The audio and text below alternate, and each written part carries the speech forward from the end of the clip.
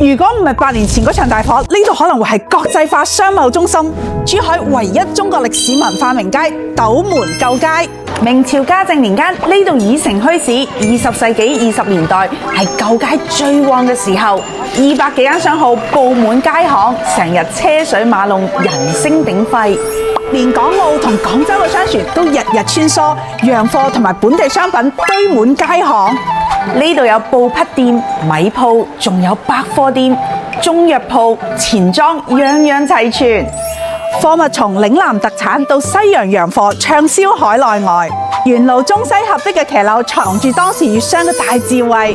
琉璃窗、青磚屋充滿嶺南味道，外牆又雕咗西洋花紋，一磚一瓦都係中西文化交融嘅見證。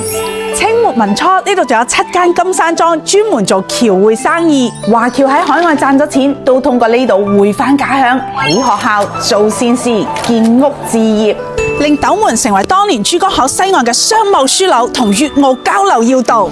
舊街唔單止見證咗斗門嘅百年變遷，更承載住代代相傳嘅歷史文物。